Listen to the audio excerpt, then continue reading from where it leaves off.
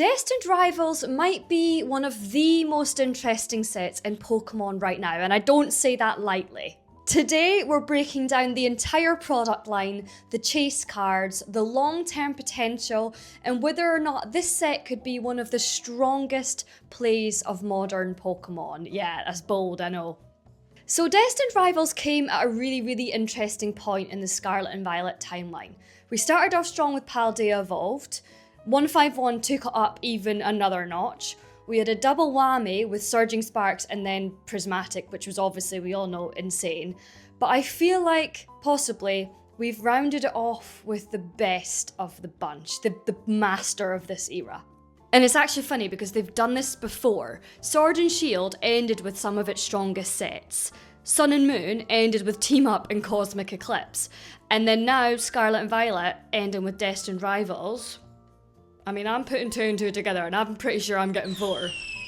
Let's start with the basics. Let's start with the product line because there's quite a few SKUs here. Let's get the tins out of the way first. If you've been watching me for a while, you know my general opinion on tins. I'm probably not the biggest advocate for them. These ones are okay. They're quite nice and the Pokemon in them are strong. I think this will probably age similar to the Galarian Birds tins from Crown Zenith. So nice, a slow grower, but nothing crazy.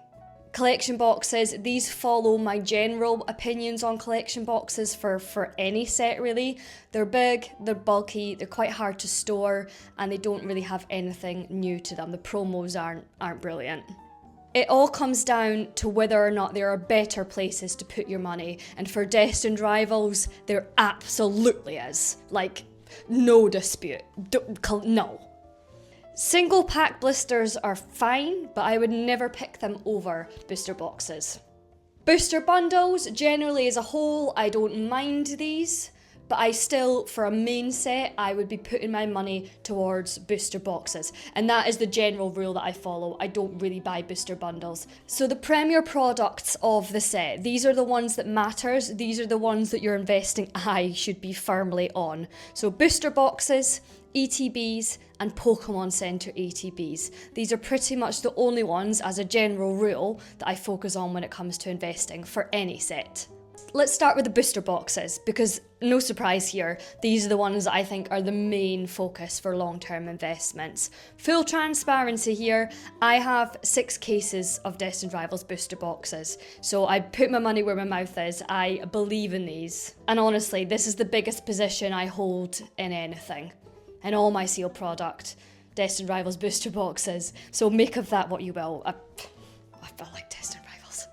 And aesthetically, this box, I think, looks very lovely. Giovanni standing behind the main chase card. And I think there's only been two previously that have done this, that have had the chase card on the box. The Lugia from Silver Tempest and the Surging Sparks.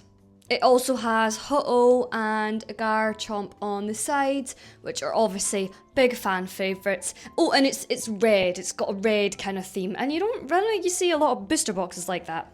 Excuse me, 80% of you that watch my videos aren't subscribed.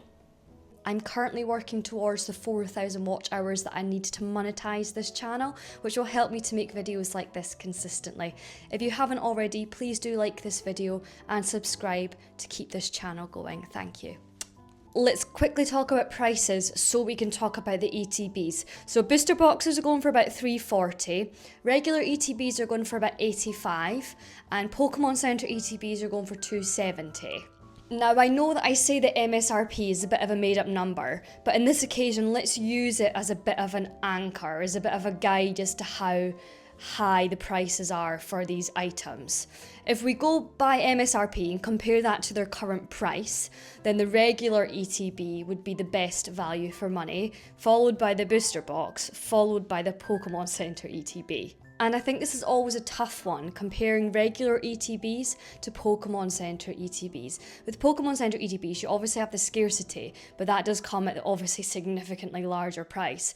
Would I rather have one Pokemon Center ETB or like 2 or 3 regular ETBs? I just think the risk of putting that much money into one item compared to 2 or 3 of another, I don't think it pays off. But absolutely, do not get me wrong. I'll say it again, do not get me wrong.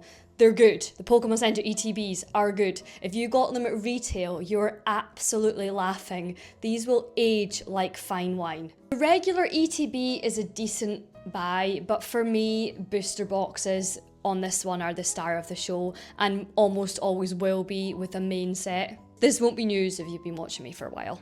Let's talk about the cards themselves. The main chase, the Mewtwo. I think this one is quite polarizing. Some people aren't a fan and some people absolutely love it. I've just realized I actually now have the card. I don't know why I'm not showing it to you. I think this one will age very, very well. It's dark, it's atmospheric, it's got that sinister Team Rocket vibe. I like it a lot. It is powerful and it actually reminds me of the first film, the first Pokemon film. And Mewtwo chase cards have performed historically very, very well. The Gold Star Mewtwo from HAL and Phantoms goes for 17k and a PSA 10. The Mewtwo EX from Team Rocket Returns goes for 5k and a PSA 10. The Shiny Mewtwo from Neo Destiny goes for 8k and a PSA 10. And the Test Tube Mewtwo from Shining Legends goes for 3k and a 10. Insane. Mewtwo just has a built-in fan base and this card delivers. Do you want to know the total value of your Pokemon collection and track how the price is changing? Collector can help you with that. Links in the description.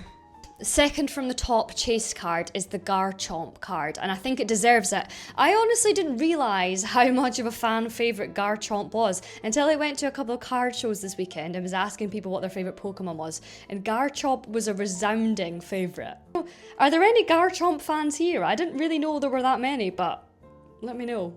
Anyway, combine this with Cynthia for this full battle scene, and I think we have what will be a top tier chase for this era. And it doesn't stop there. We've got the Ho-Oh SAR, and he doesn't really ever get any high-end cards. This takes me back to Pokemon Gold, with him flying through the sky with the rainbow behind him. And I talk on this channel a lot the impact of nostalgia and the classic Pokemon feel when it comes to long-term value of new sets and new cards. And this is where I think this one thrives. And we have that within Destined Rivals. We've got Team Rocket's Moltres, which is a throwback to Gym Heroes. We've got Giovanni's Nidoking, which is a throwback to Gym Challenge. We've got two different Misty's cards, which again are a throwback to the Misty's cards in Gym Challenge. And finally, there's a ton of really strong illustration rares with the fan favourites like Meowth, Houndoom, Blaziken. Overall theme is incredibly strong. It feels constructed, it feels like a lot of thought has gone into it. And you might think that we always put a lot of thought into it, this is serious business. But let's talk about Chilling Reign. Chilling Reign. Chilling Reign. We think ice-type Pokemon, so let's have a nice winter theme to this. Let's bring some snow in there. It's winter all year round. No, we've got Blaziken and Moltres. Fire. The opposite. It's the opposite of chilling. It's the opposite of ice. Fire and ice. Melting.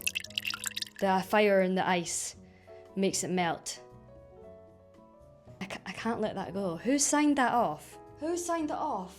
A Chilling Reign. Yeah, the set's called Chilling Reign. Oh, should we just bang a couple fire Pokemon on that? Make them the main ones? Yeah. Checks out. Give them a raise. I think an underrated factor in a set's long-term performance is the fun factor. If we think about Crown Zenith, it was easy to get a hold of. It was really fun to pull. People will have a lot of good memories about that set. And this boosts the future demand when people want to relive those nostalgic memories. Destined Rivals is different. People haven't opened quite as much of it because A, it was a bit harder to get hold of and the ones you could get hold of were pretty expensive, and B, the pull rates.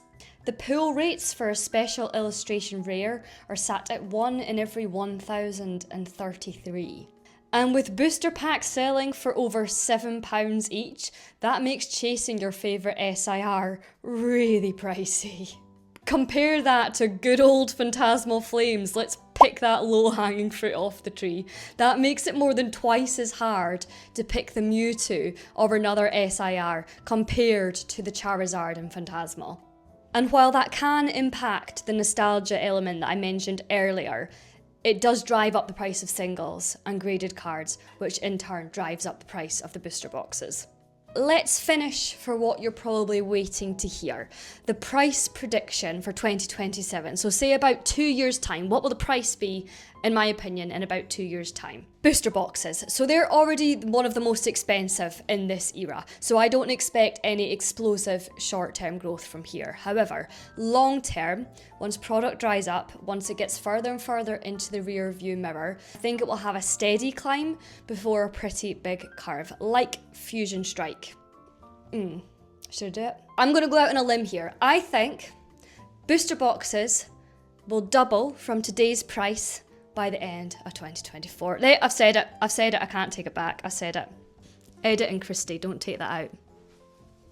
Regular ETBs, they're currently sat at about 60% above retail, and because they have a strong collector factor, I think they might outperform booster boxes slightly percentage-wise. So numbers, they're currently sat at about 80.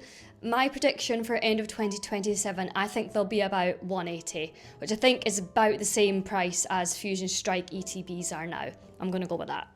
Please do let me know your thoughts in the comments and if you're holding any Destined rivals as well. Thank you so much for watching. Bye bye.